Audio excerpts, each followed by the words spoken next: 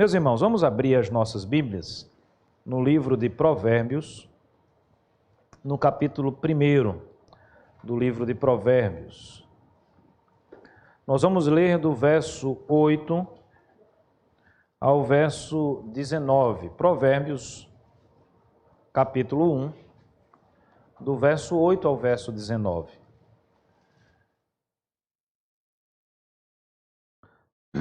Provérbios, capítulo 1, do 8 ao 19.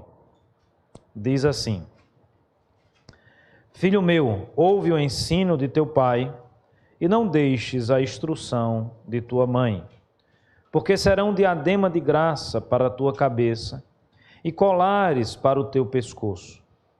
Filho meu, se os pecadores querem seduzir-te, não consintas. Se disserem, vem conosco, embosquemo-nos para derramar sangue, espreitemos ainda que sem motivos inocentes, traguemo-los vivos como o abismo, e inteiros como os que descem à cova. Acharemos toda sorte de bens preciosos, encheremos de despojos a nossa casa. Lança a tua sorte entre nós, teremos todos uma só bolsa. Filho meu, não te ponhas a caminho com eles, guarda das suas veredas os pés, porque os seus pés correm para o mal e se apressam a derramar sangue. Pois debalde se estende a rede à vista de qualquer ave. Estes se emboscam contra o seu próprio sangue e a sua própria vida espreitam. Tal é a sorte de todo ganancioso, e este espírito de ganância tira a vida de quem o possui. Amém. Vamos orar pedindo mais uma vez a graça de Deus sobre a nossa vida, que Ele possa falar conosco. Vou pedir a Ariane que nos eleve a Deus na oração, intercedendo pela mensagem por todos nós nessa noite. Vamos orar. Senhor, nosso Deus, nosso Pai bendito, lemos a Tua palavra e sabemos que o Senhor já está falando conosco, com Deus, neste culto solene. Nessa hora, Senhor, somos confrontados com a Tua palavra, que é poderosa para transformar a nossa vida, para nos fazer arrepender de tantos erros, Senhor, e para firmar os nossos pés no caminho da verdade. Pedimos ao Senhor, neste momento, que possas estar usando a vida do nosso pastor, para que seja Tua boca, nesta hora, falar a nossa vida e o nosso coração, e que essa bendita palavra encontre um lugar especial no coração de cada pessoa aqui, atingindo e atendendo a cada necessidade. Em nome de Jesus. Amém. Amém. Amém. Meus irmãos, hoje nós comemoramos e agradecemos a Deus por mais um ano de vida de nossa igreja. Nós não estamos fazendo aquela festa, geralmente as igrejas fazem conferências, chamam pregadores de fora. Nós temos inclusive o costume de fazer um bolinho depois do culto para uma confraternização. Afinal de contas, nós somos presbiterianos e presbiteriano tem que comer depois das suas determinadas ou de algumas reuniões. Mas esse ano é um ano atípico. Não precisamos explicar por que nós não estamos fazendo isso, não é? Número reduzido de irmãos, as restrições elas permanecem por conta desse vírus que tem circulado e que tem destruído, né, e matado e ceifado a vida de muitas pessoas. A precaução ela é importante sempre, tá certo, meus irmãos? Mas isso não quer dizer, em hipótese nenhuma, que nós não vamos nos alegrar, que nós não vamos agradecer, que nós não vamos bendizer o nome do Senhor. E pensando em igreja, na sétima igreja, ou na igreja de Cristo de um modo geral, é sempre importante não apenas agradecermos, não apenas enaltecermos o nome de Deus, porque existimos, porque a igreja do Senhor foi comprada pelo sangue de Cristo. Tudo isso é importante, tudo isso é maravilhoso, mas a igreja e a verdadeira igreja do Senhor Jesus deve sempre ter diante de si responsabilidades. Na realidade, irmãos, hoje o meu desejo, o meu objetivo aqui é fortalecer princípios básicos que devem nortear a nossa vida. Esse texto, ele não é escrito, não tem como, vamos dizer assim, destinatário final a igreja. É um texto que visa falar mais para a família. Eu olho para esse texto e eu vejo a ideia da família. Algumas expressões, não é, são postas nesse campo aí.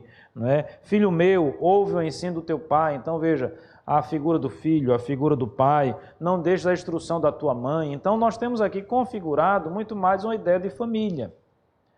Mas pensando na igreja, o que é a igreja senão a união de várias famílias? Várias famílias aqui representadas, aqui presentes, não é? Não, algumas até não só representadas, mas completamente aqui presentes. Dividindo aí cada um na fileira, né? Cada família na sua fileira. O desenho está bem, para quem olha aqui da frente, o desenho está muito bem feito, muito bem delimitado. De modo que essa palavra serve para nós também enquanto igreja, enquanto famílias que participam e que pertencem a essa igreja. Até porque, irmãos, quando nós falamos de igreja, nós nunca podemos ter na nossa mente a igreja como sendo uma terceira pessoa, ou como sendo um ente, não é? Distante de nós. Quem é a igreja? A igreja somos nós. A igreja é a nossa família, não é? São as famílias aqui reunidas. E o que esse texto poderia e tem para nos ensinar enquanto povo de Deus, enquanto igreja, enquanto família, quais ensinamentos nós poderíamos tirar num tema maior, numa ideia maior de família abençoada, de igreja abençoada. O que é ou como atingir essa bênção, como alcançar essa bênção, como ter uma família abençoada, como ser uma igreja abençoada, como podemos enxergar famílias abençoadas dentro de uma igreja, que convivem como igreja, como corpo de Cristo, que tem unidade, que tem comunhão. E a palavra de Deus, meus irmãos, ela vai nos mostrar, me permita aqui essa expressão, o caminho da bênção, não é? Vai nos mostrar a trilha que devemos seguir. Muitas vezes a palavra de Deus, ela nos orienta a partir do não é? A partir daquilo que nós não devemos fazer, a partir daquilo que é negativo, mas nunca fica apenas no campo do negativo, não é? Ela também vai nos mostrar o que nós devemos fazer de forma positiva. Eu gostaria justamente de destacar aqui com os irmãos alguns desses pontos que aí eu vou dizer, são pontos, são as pedras do caminho, não é? São aqueles passos que nós devemos dar enquanto povo de Deus, enquanto família do Senhor e, obviamente, enquanto igreja de Cristo, para que possamos ser uma família abençoada, para que possamos ser uma igreja abençoada. O primeiro ponto salta aos nossos olhos. Eu até já repeti a leitura do verso primeiro. Acompanha comigo. O que é que diz o texto? Filho meu, ouve o ensino do teu pai. Não deixes a instrução da tua mãe ou de tua mãe, porque serão diadema de graça para a tua cabeça e colares para o teu pescoço. Meus amados irmãos, se nós queremos viver uma vida abençoada, nós não podemos desprezar a instrução. Nós não podemos desprezar o ensino. Não é isso que nós dizemos, por exemplo, aos nossos filhos pequenos, ainda na mais tenra idade. Não é isso que nós pelejamos com os nossos filhos quando entram na fase da adolescência ou no início da juventude. Não é esse ensinamento que nós, talvez naquele momento mais avançado da nossa vida, chegamos a essa conclusão que de fato a instrução, tudo aquilo que o nosso pai nos ensinou, os conselhos que nós ouvimos, é talvez aquilo que nós recebemos de mais precioso para a nossa vida. Mais precioso até do que o ouro, do que a prata. Qual é a grande herança que nós podemos deixar para os nossos filhos, se não a instrução, se não a educação, se não a orientação em trilhar caminhos e no nosso ponto aqui específico, trilhar os caminhos do Senhor, trilhar os caminhos da verdade. O texto diz: filho meu, ouve o ensino do teu pai. Na realidade, o texto aqui usa duas palavras: ensino e instrução. As duas palavras, elas vão ter o mesmo significado, com uma pequena e sutil diferença, talvez que não é uma diferença, mas que se completa no texto aqui. Quando nós olhamos para a palavra, para a expressão ensino, ela vai nos trazer uma ideia de um conhecimento, de uma instrução mais abrangente. Quando nós olharmos para a palavra aqui, instrução, ela vai nos apontar para aquele ensino, para aquela instrução, para aquele conhecimento que é mais específico. Eu diria para os detalhes. Então eu tenho os princípios gerais, eu tenho a instrução global maior, que abrange toda a existência humana, que abrange o conhecimento humano de uma forma mais ampla. E eu tenho também aqui descrito no texto aquela instrução que atinge o alvo, né? Que atinge o detalhe, que vai no ponto específico. Eu diria aquela instrução que é mais especializada, na época das especializações que nós vivemos e experimentamos. E o que é que o texto então está nos ensinando? O que é que o texto então está nos dizendo? Que nós não podemos desprezar isso. A pergunta se impõe diante de nós: será que temos desprezado o conhecimento de Deus na nossa vida? Se nós queremos, voltemos ao início da minha fala, se nós queremos atingir a bênção, se nós queremos, por exemplo, constituir uma família abençoada, se nós queremos ter uma igreja abençoada, o caminho que nos leva às bênçãos de Deus passa pelo caminho da instrução, do ensino, do conhecimento, seja ele numa perspectiva mais ampla, seja ele numa perspectiva mais específica, mais pontual. E aí, meus amados irmãos, qual é a grande origem desse ensinamento para a igreja e para as nossas vidas? Qual é a fonte desses ensinamentos? Qual é a fonte dessas instruções? Qual é a fonte desse ensino, senão a palavra de Deus? Fonte inesgotável de conhecimento, fonte inesgotável de ensino para a nossa vida. Meus irmãos da 7ª Igreja Presbiteriana de Maceió, aqueles que nos visitam de outras igrejas, aqueles que nos assistem em casa, a palavra de Deus hoje fala ao nosso coração, para que eu e você estejamos atentos àquilo que Deus tem nos ensinado ao longo da nossa vida enquanto povo de Deus, enquanto igreja do Senhor Jesus. O que Deus nos exorta hoje é que nós não tenhamos a postura ou até mesmo a ação de menosprezar a instrução de Deus para a nossa vida. Pensemos mais uma vez na figura da família. Eu pergunto aos meus irmãos, a Bíblia Sagrada, que eu reputo como sendo a fonte inesgotável desse conhecimento, ela nos ensina a respeito da família, ela fala os deveres do esposo, ela fala os deveres da esposa, ela fala a respeito de como devemos tratar e ensinar os nossos filhos, ela fala a respeito de como os filhos devem se comportar diante do seu pai. Se seguirmos isso, meus amados irmãos, nós estamos trilhando o caminho da bênção. Se seguirmos isso, é sinal de que nós vamos atingir para e passo a cada dia, a cada momento e a cada instante da nossa vida essas bênçãos de Deus para a nossa existência. Mas a bênção de Deus passa por essa instrução, por esse ensino, pela obediência àquilo que Deus coloca diante de nós como sendo instrução vinda da parte dEle, como sendo a verdade. Eu digo isso, irmãos, sabe por quê? Porque às vezes como igreja, aí eu saio agora da esfera da família e vou para a esfera da igreja, mas essa é uma realidade das nossas famílias também. Nós somos tentados a abraçar ideologias outras. Nós somos tentados a abraçar modismos, sejam eles quais forem. Como igreja do Senhor Jesus, muitas vezes alguns estão cedendo, alguns estão deixando de ouvir a palavra de Deus, o ensinamento, a instrução. E aí eu volto agora para a família. Os irmãos conhecem uma instituição que tem sido mais atacada ao longo dos últimos dos últimos anos do que a família. A família, quando nós... Veja que coisa interessante. Hoje, você usar a expressão família tradicional é uma expressão que se tornou pejorativa na narrativa e no imaginário de muitas pessoas. O que é a família tradicional? É a família criada por Deus?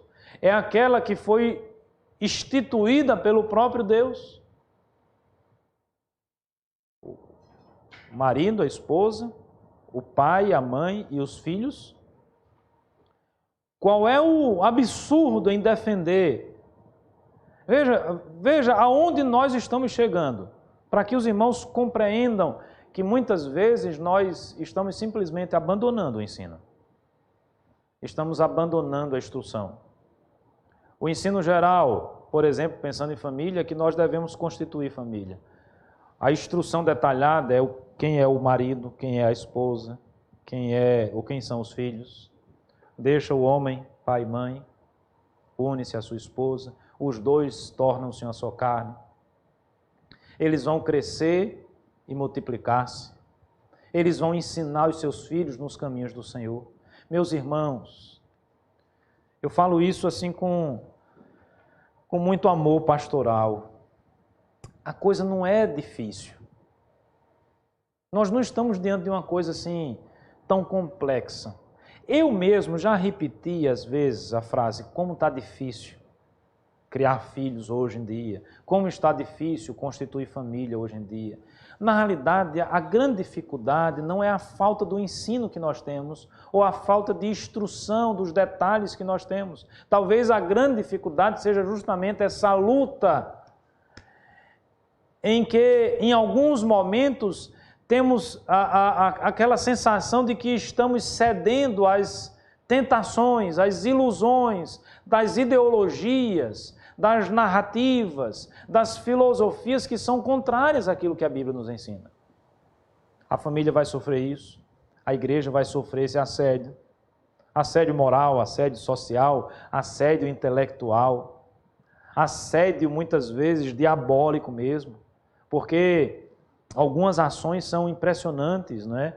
Como o inimigo mexe com as nossas famílias e tenta destruir aquela que é a célula-mãe da sociedade. Na realidade, essa expressão célula-máter, né, célula-mãe da sociedade, também se tornou uma expressão pejorativa em alguns círculos. Se nós queremos uma igreja forte, se nós queremos que a igreja prospere, se nós queremos que a sétima igreja avance cada vez mais para a glória de Deus, eu e você precisamos ter na nossa mente a consciência de formarmos uma família forte. Não existe igreja forte com famílias fracas. E famílias fortes são forjadas, Quando eu falo forjado, lembre-se do ferreiro que coloca o ferro lá no fogo, não é? E que tira ele extremamente quente e ali ele vai batendo no ferro até dar a forma que ele quer dar a forma. Uma faca, uma espada, uma armadura, um escudo, seja lá o que for. O ato de forjar é aquela pancada que o ferro está recebendo. Enquanto ele está amolecido pelo fogo. Depois ele vai ficando endurecido. A igreja ou a família, ela é forjada a partir da obediência à palavra de Deus. Porque, irmãos, às vezes a palavra de Deus machuca. Os irmãos compreendem o que eu estou dizendo? Às vezes as verdades ditas na fonte inesgotável de conhecimento machuca, nos tira da nossa zona de conforto. E em alguns momentos vai ser, para mim e para você, mais fácil, entre aspas, mais interessante, entre aspas, mais cômodo, entre aspas, a gente simplesmente dá de ombros para aquela instrução. Mas o que é que o texto está nos ensinando nessa noite? Filho meu, ouve o ensino do teu pai. O que é que o texto está nos dizendo nessa noite? Não deixes a instrução da tua mãe. E aí ele completa essa primeira parte, né, esse primeiro ensinamento com o verso 9, que é fantástico. Veja, ele traz aqui a figura do adorno feminino. Não é? porque serão diadema, tiara, não é? De graça. Olha que expressão maravilhosa. Você ter sobre a sua cabeça não apenas um adorno que traz beleza, mas um adorno que é gracioso, que é graça. É o favor imerecido, é a unção, é o óleo que é derramado sobre a cabeça. É a bênção de Deus. Percebe, meus amados irmãos? É a bênção de Deus agindo na nossa vida.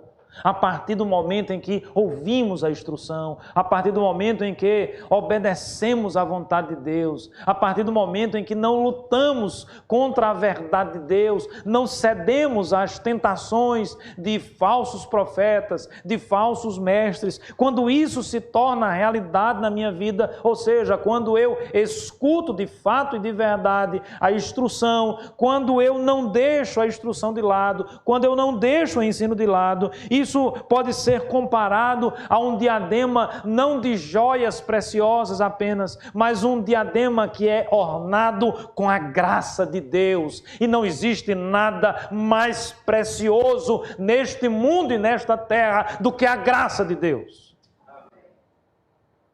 Ou vocês conhecem algo que é mais precioso do que a graça de Deus?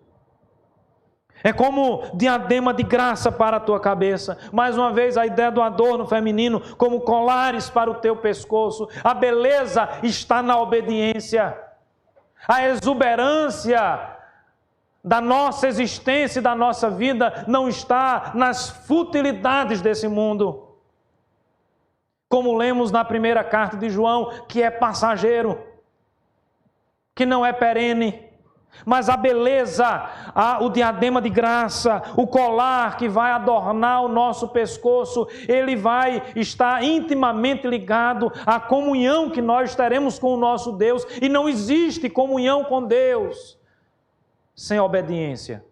Não existe comunhão com Deus sem ouvirmos a sua instrução. Não existe comunhão com Deus quando no nosso coração só existe rebeldia. Não existe família abençoada quando essa família afronta o nome de Deus. Não existe igreja abençoada quando essa igreja abandona a instrução, quando essa igreja abandona a verdade de Deus. Nós temos muito a comemorar, muito a agradecer a Deus, mas nós nunca podemos baixar a guarda, nós nunca podemos menosprezar o ensino de Deus na nossa vida. Da mesma forma é assim na sua família, meu irmão. Os irmãos casados aqui com filhos, aqueles que têm boa memória, vão lembrar do dia do casamento, uns mais elaborados, outros mais simples, um dia de alegria, um dia de felicidade. Os irmãos vão lembrar do nascimento do primeiro filho, que traz às vezes preocupação, não é? Como é que eu vou criar, como é que eu vou cuidar? Às vezes a gente sem um trabalho certo, sem um trabalho fixo, mas um momento de extrema alegria. Quem é pai sabe do que eu estou falando. Você pegar pela primeira vez o seu filho nos braços, aí vem o segundo filho e a família então vai se formando. Mas aí a gente começa a ver lutas, dificuldades, brigas, porque elas existem. Elas existem a partir do momento em que, em algum momento da nossa existência, nós deixamos de ouvir a voz de Deus. Elas vão existir porque em algum momento da nossa existência, nós colocamos a instrução de Deus de lado. E se a bênção então não se torna uma realidade, é pelo nosso pecado, pelas nossas ações, pela nossa rebeldia, pela postura muitas vezes altiva de um pecador que insiste em afrontar a face do Deus vivo. Porque, meus irmãos, quando um filho desobedece a um pai, por exemplo, ele não afronta apenas o pai a quem ele desobedeceu, ele afronta o Deus vivo. Quando o marido é infiel à esposa, quando a esposa é infiel ao marido, quando nós mudamos os papéis dentro de casa, quando nós não seguimos as instruções da palavra de Deus para a nossa vida, nós não afrontamos apenas as pessoas que estão ao nosso lado, nós afrontamos o próprio Deus. nós estamos muitas vezes, através do nosso pecado, da nossa rebeldia, afastando Deus. E aí nós deixamos de desfrutar das bênçãos. Eu volto para uma frase que eu disse: não é difícil. Pelo menos saber o caminho não é difícil. O caminho está aqui, está diante de nós. Talvez difícil seja fazer com que a nossa natureza pecaminosa morra. Porque esse é o caminho. Ela seja subjugada. Não sou eu, é Cristo. Não é a minha vontade, é a vontade de Deus. Não existe orgulho, existe obediência. Não existe altivez diante daquele que com a sua voz o universo se desfaz. Quem somos nós para aconselhar a Deus? Quem foi o seu conselheiro? Quem primeiro deu a ele para depois receber? Quem existiu antes de Deus? Quem foi o criador de Deus? Percebe a nossa petulância às vezes?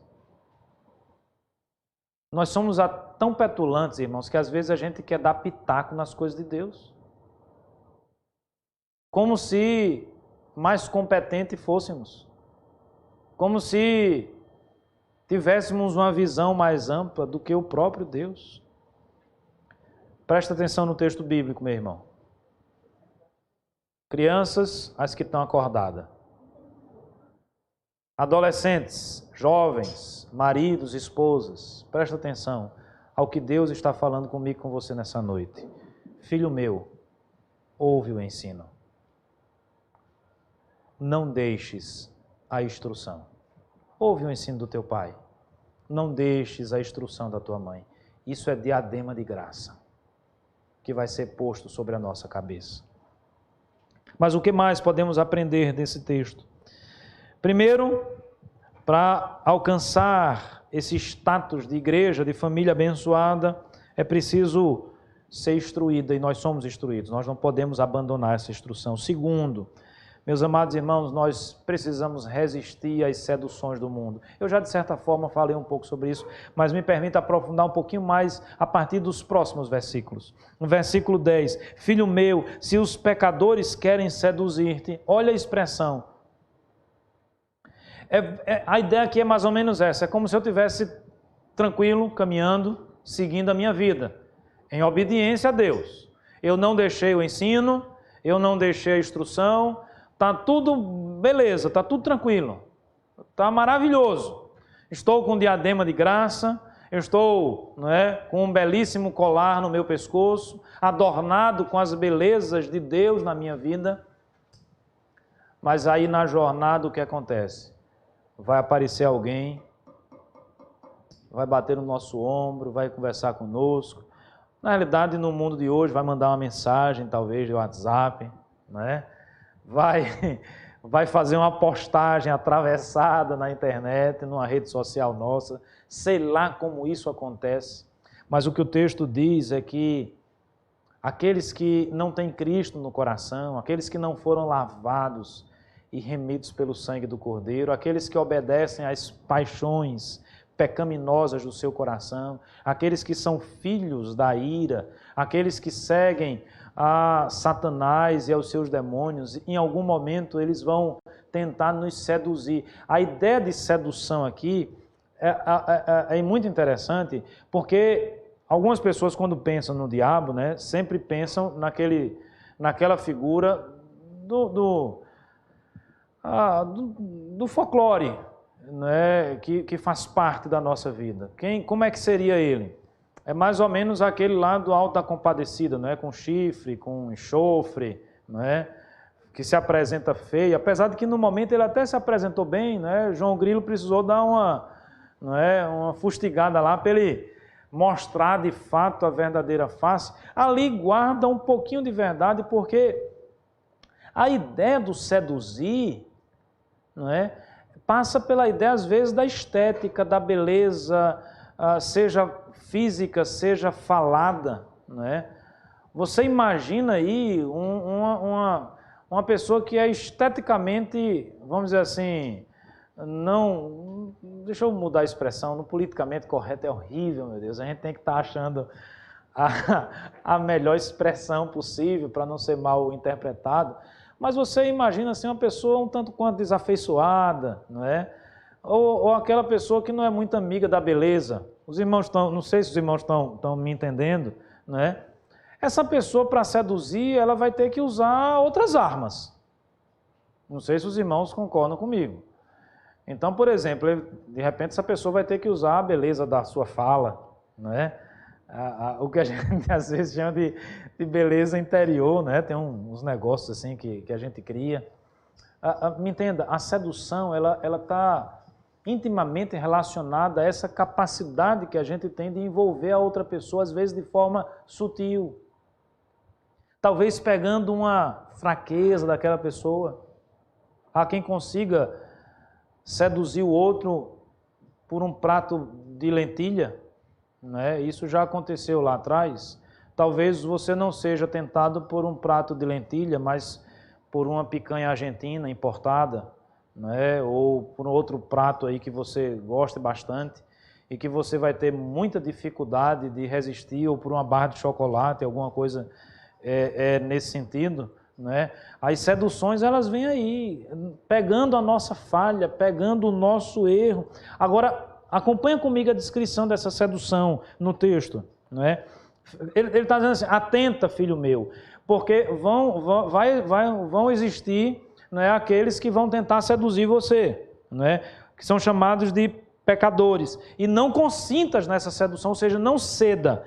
Olha, o que é que eles vão dizer? Vem conosco, embosquemo-nos para derramar sangue, espreitemos, ainda que sem motivos inocentes, traguemo-los vivos com o abismo e inteiros como os que descem a cova, acharemos toda sorte de bens preciosos. A gente está vendo aqui que os meios não são bonitos, mas os fins são interessantes nessa jornada, não é? Quais são os fins apresentados? Veja, você diz, vamos ali matar um cara, mais ou menos isso, né? Vamos derramar sangue. Está passando um cidadão ali que tem muito dinheiro, vamos lá. Não, aí, quando diz assim, vamos matar, a gente já dá. Aí depois você diz assim, olha, mas não é só matar, é matar e pegar muito dinheiro, a gente vai se arrumar para o resto da vida. Aí a coisa já começa, para alguns, a ficar mais interessante. Percebe a tentação, a sedução como se processa, não é? Vamos lá, não é? Acharemos, veja aí o verso 13, acharemos toda sorte de bens preciosos, encheremos de despojos a nossa casa, lança a tua sorte entre nós, teremos todos uma só bolsa, não é? Aqui até advogando algo próximo a um comunismo, né? A ideia de um bem comum. Vamos lá, a gente vai fazer o que é errado, a gente vai assaltar, a gente vai corromper ou se corromper, vamos matar, vamos extorquir, não é? Pessoas vão morrer nesse processo, sangue vai ser derramado nesse processo, mas o que importa essas outras pessoas? O que importa é que nós aqui somos todos amigos, vamos ter uma bolsa em comum, ou seja, um caixa em comum, a nossa casa vai estar agora repleta de toda sorte de bens preciosos. Qualquer comparação com a vida política do nosso país é mera coincidência. Não é proposital e nem proporcional, mas seria um exemplo que poderíamos dar nessa perspectiva. Um exemplo, obviamente, macro, maior, mas às vezes isso se repete no dia a dia. A corrupção, ela se dá também no dia a dia. Quando eu cedo a essa fascinação, quando eu cedo a essa sedução. E aí, qual é a orientação do texto bíblico que nós precisamos resistir a isso? A família abençoada, a igreja abençoada, ela não se deixa seduzir pelas coisas desse mundo. Ela não se deixa seduzir por essas joias preciosas. Ela não se deixa seduzir por aquilo que é pecado, por aquilo que é errado, por aquilo que não corresponde à vontade de Deus. Porque veja, a despeito do texto falar de bens preciosos, né, de coisas preciosas, mas para alcançar isso, eles precisavam matar, eles precisavam derramar sangue. A igreja não pode se aliar jamais a um pensamento maquiavélico em que os fins justificam os meios. Nós não temos compromisso com o pecado, nós não temos compromisso com o erro, nós não temos compromisso com aquilo que desagrada a Deus, nem na igreja, nem na nossa família, nem na nossa vida pessoal, nem na nossa vida profissional. O nosso compromisso deve ser com a verdade, o nosso compromisso deve ser com Deus. Se nós queremos viver uma vida abençoada, nós precisamos resistir às tentações diabólicas, às tentações do nosso próprio pecado, às seduções que se apresentarão diante de nós, e nos mantermos firmes como aqueles que de fato escutam o ensinamento, dão ouvido à instrução do Pai, dão ouvido à instrução da mãe, têm a palavra de Deus como sendo a verdade, como sendo o norte, como sendo a bússola. Muitas vezes nós podemos até, e é razoável, é compreensível isso, olharmos para um lado e para o outro e tergiversarmos, ficarmos na dúvida qual caminho seguir, qual postura adotar, o que é certo, o que é errado. A bússola não dá o norte. Onde é o norte? Para eu saber se eu vou para o norte, para o sul, para o leste, para o oeste. Que bússola é essa, meus irmãos? Essa bússola é a palavra de Deus. É por isso que o texto diz, não deixa a instrução. É por isso que o texto está dizendo, não deixa o ensino. Nós vamos precisar disso na nossa vida. Agora o texto também está nos dizendo, resista. A igreja cristã é a resistência. Meus amados irmãos, avalie a situação dos nossos irmãos, que nós chamamos de igreja perseguida, que estão sendo enforcados, degolados, queimados vivos, não apenas hoje, ao longo da história, mas não se deixam seduzir pela mentira. Eu não sei os irmãos, mas eu olho para a vida desses homens e lembro até do que o texto bíblico nos ensina. São homens que o mundo não é digno de recebê-los. Eu não sei se eu tenho a estatura desses homens, acredito que não. Como nós nos deixamos seduzir com tão pouco. Como nós nos deixamos seduzir com coisas tão pueris, tão frágeis, tão fracas. Pensemos mais uma vez na figura da família. Quantas e quantas famílias foram destruídas, por exemplo, e obviamente que não é só isso que destrói as famílias, mas me permito dar esse exemplo, porque em algum momento um cônjuge, e aí o homem ou a mulher, talvez mais o homem do que a mulher, hoje eu nem sei se é mais o homem do que a mulher, trocou toda a sua estrutura familiar, trocou toda a história vivida naquela família, porque foi seduzido, por exemplo, por uma noite de prazer. E aí a maldição chega naquela família. Lembra de Davi? Um homem segundo o coração de Deus. Baixou a guarda. Quando ele baixou a guarda, ele se deixou seduzir. E a sua família sofreu com isso. E não sofreu pouco não, viu, irmãos? Depois vocês leem lá a história de Davi. E ele sofreu com isso também. Porque as consequências da desobediência, as consequências do pecado na nossa vida são devastadoras. Se você quer viver uma vida abençoada, não abra brecha para o pecado. Se você quer ter uma família abençoada, não abra brecha para o pecado. Não se deixe seduzir pelo erro. E eu fecho. Eu disse que às vezes é o não e depois o positivo, e a gente vai agora para o positivo, verso 15. Filho meu, não te ponhas a caminho com eles, guarda das tuas veredas os pés, porque os seus pés correm para o mal, se apressam a derramar sangue. Obviamente o texto está falando desses homens maus, dessas pessoas que não seguem os preceitos de Deus.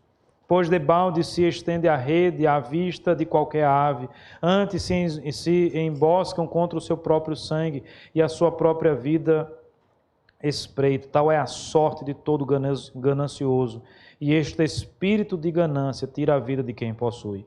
E aí o verso 15 então nos ensina que nós não devemos andar nesse caminho logo de forma positiva. Se queremos viver uma vida abençoada, não existe outro caminho a ser seguido, senão o caminho do Senhor.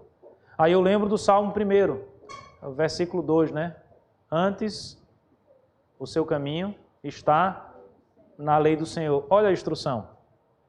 E na sua lei, medita de dia e de noite. Nós precisamos estar atentos à instrução, ao norte dado por Deus através da sua palavra. Nós precisamos resistir às tentações e às seduções dos homens maus, e nós devemos nos manter firmes no caminho. Eu lembro da alegoria escrita por John Bunyan, né? O peregrino, que representa de certa forma a nossa vida cristã. Um dia nós fomos achados por Cristo, a jornada cristã começa, os fardos vão sendo carregados até o momento em que nós precisamos despejar esses fardos diante dos pés do Senhor Jesus. E ao longo desse caminho virão as tentações. E ao longo desse caminho nós seremos seduzidos. Todas as vezes que nós cedermos a essas seduções, todas as vezes que nós cedemos às tentações, nós vamos pagar um preço, nós vamos sofrer. Todas as vezes que nós nos desviamos do verdadeiro caminho, nós vamos pagar um preço, nós vamos sofrer. A sua família vai pagar um preço, a igreja vai pagar um preço. O sofrimento se tornará uma realidade diante de nós. Mas se nós queremos, irmãos, viver uma vida abençoada, se nós queremos ter uma família abençoada, se nós queremos ter uma igreja abençoada, nós precisamos estar no caminho. Interessante, sabe como a igreja cristã era conhecida lá em Atos dos Apóstolos? Antes mesmo, né, de serem chamados cristãos, eles eram chamados assim, os do caminho. Nós somos o povo do caminho, porque nós servimos aquele que disse: eu sou o caminho, a verdade e a vida. Que Deus nos abençoe. Amém.